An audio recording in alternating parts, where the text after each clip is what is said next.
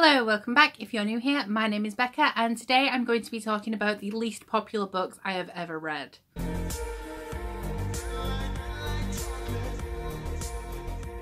Now, I have recently just done the most popular books I've ever read, and if you watch that video you may know that I have done both of these videos before. However, that time I filtered them by highest and lowest rated, and this time it is by number of ratings. So these are the books that I have read that have been rated by the least amount of people on Goodreads. I'm going to be started with the most rated of the least rated I have read, and the last book I mention will be the one with the least ratings. Now, I have filtered this list a little bit because last year I read a lot of Walking Dead comics, and to tidy up my Goodreads red shelf, I did bind them into omnibuses, which a lot of people haven't read those because they're very expensive. I also haven't put any novellas in here. These are just all novels that not a lot of people have read. This is a bit of a mixed bag because there's some books here that I thought weren't very good, which may be the reason why not a lot of people have read them. However, some of them I gave 5 stars, and it is a travesty that nobody has read these books. So let's just get started. At number 10 we have Gossip Girl: The Carlyles with 3,763 ratings. This has an average rating of 3.48 and I gave it 2 stars. Now, I haven't read any of the other Gossip Girl books, although I do own all of them, but this one was a spin-off and I just thought it was very badly written and really boring, so I gave it 2 stars. I'm not surprised a lot of people haven't read this, because I would be surprised if a lot of people have read the entire 12 books in the Gossip Girl series and then wanted more, enough to move on to the second spin-off in the Gossip Girl world, The Carlyles. Then we have a book that I really enjoyed, which was This Modern Love by Will Derbyshire. This has 3,343 ratings and an average rating of 4.07 stars.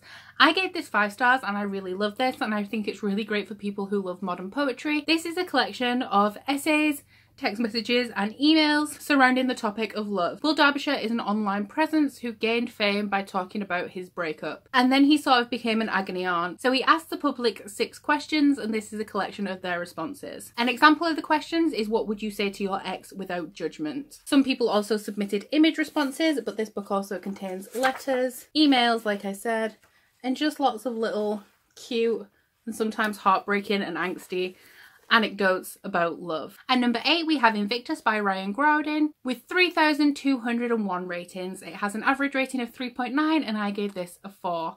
I really enjoyed this book, and it was a book that I received for a review from NetGalley. It's a time-travelling sci-fi that centres on a boy who is the son of a famous time traveller. His mother sort of broke the rules and fell in love with a time traveller on a mission in ancient Rome, and then she didn't quite make it back to present day in time to give birth, and so her son was born out of time. This follows a cool little time-travelling thievery group, and I think that if you like the Lunar Chronicles for its fun space travel sort of vibe, then I think you'll also really like Invictus. At number 7 we have The Sleeping Prince by Melinda Salisbury. This has 2,903 ratings, an average rating of 4.03, and I gave it a 3. This is the second book in the Alchemist's Daughter trilogy. I believe each book follows different characters. I haven't read the third one yet, and the first book follows a girl who believes that she has been chosen by the royal family to work for them, as when she touches people they die. This was okay, that's why I gave it 3 stars. It just wasn't special. With so many great young adult fantasy series out there, this one just doesn't really stand out. I mean, like I said, it's alright, there's just nothing really too special about it. At number 6 we have Horizon, which is the 4th book in the Soul Seekers series. It has 2,903 ratings again, an average rating of 4.6, and I've rated this a 2 stars. Now, some of you may know that this is a series that I hated so much that I hate read it, and then when I got to the end of the last book I put all 4 books in the bin because I didn't even want to donate them, because I didn't think anybody else should have to suffer as much as I did. This is a series by Alison Noel, who also writes the vampire series called Everless, or no, not Everless, that's by Sarah Holland, Evernight or something like that. Her characters have ridiculous names. The plots are stupid. I just eye-rolled so much and it was so cheesy and I just really hated it. At number 5 we have French Kiss, which is the first book in the Diary of a Crush trilogy by Sarah Manning, who also wrote Guitar Girl. This has 2,750 ratings, an average rating of 3.71, and I gave it a 4. At the time that I read these books, I really adored them, but they are deeply problematic. This follows a girl in the UK. I believe she's 17 and she's just started college, and she becomes attracted to a guy called Dylan. Dylan is dreamy, or he was when I read this when I was about 14. However, he is an asshole. He treats Edie like shit. Like, he's really, really bad to her. It's that whole trope of when boys are really nasty, that means they like you. And they do end up together in the end because it's like a romance trilogy, but he is just generally a horrible person.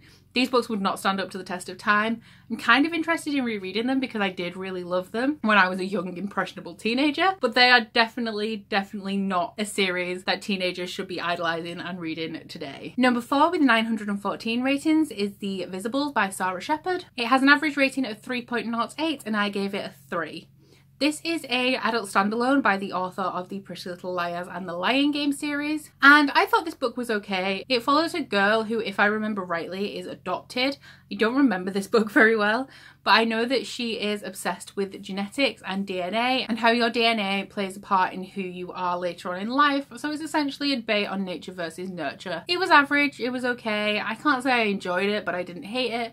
And so I kind of understand why it's on this list. Number 3 with 378 ratings is My Second Life by Faye Bird. This has an average rating of 3.55 and I again gave it a 3. This book was sent to me by the publisher for a review and I just kind of thought it was okay. It's about a girl who believes that she's somebody else, and the reason that she believes this is because she was a girl who died and she has been reincarnated. She suffers from tremendous guilt because she believes that the death of another girl was her fault, and one day she happens upon somebody she knew from her old life, and so she's sort of fascinated by this woman and wants to know everything about her old life and whether she was responsible for the death of the other little girl. This is a young adult, but it's more like a middle grade, and I didn't really like it because a lot of questions were left unanswered, especially why she was reincarnated. Like, you never find out the answer to that question. Was it to solve this particular mystery? Is reincarnation a normal thing? Who knows? You never find out. Number 2 is a collection of short stories and poetry called Stalins by Jo Walton. It has 287 ratings, an average rating of 3.52, and I gave it 3 stars. This collection of short stories is all sci-fi and fantasy. Some of them I thought were really good, some of them I found really boring. The way that I came upon a rating for this is I added up all my individual ratings for all of the stories and divided it by the amount that there were, and I think it was something like 3.2 stars. So essentially this is a mixed bag. There is some really great quality content in there, but some of it is just not good at all. And the least popular book I've ever read, and it breaks my heart that this comes in at number 1, is The Beast Player. The Beast Player has 230 ratings on Goodreads. However, it does have an extremely high average rating of 4.32 stars, and I gave it 5. As most of you will know, I absolutely adore this book. I've been pushing it on everyone because I just think it's amazing, and you're all sleeping on it. I did do a non-spoiler review and book diary, which I will link up in the cards up above if you want to check that out, because I really do think that you will love this book. This follows a girl called Elin whose mother looks after these giant warrior snakes. However, one day a lot of the warrior snakes die and her mother is sentenced to death, and so her mother sends Elin away so that she doesn't have to suffer the same fate as her mother. Because of this, Elin doesn't know a lot about her past and her origins, and she ends up being adopted by a beekeeper, and he's a really lovely guy and teaches her all these amazing things, and she goes about her life not knowing anything about her heritage. This leads her into trouble when she encounters some royal beasts, which is the lovely wolf-like creature depicted on the cover, and she finds out she has a special ability to interact with them in ways other people can't.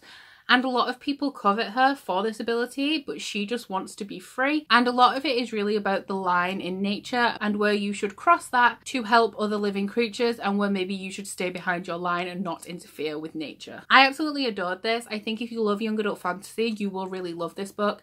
And especially if you're looking for young adult fantasy with a new twist. This includes a lot of the themes I've encountered in other Japanese stories.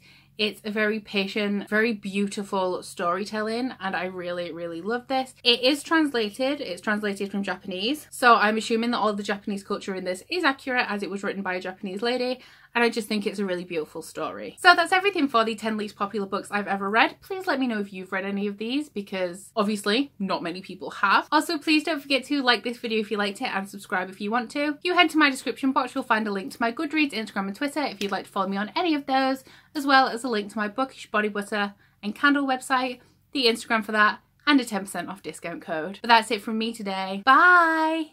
Oh, you bite your friend like chocolate.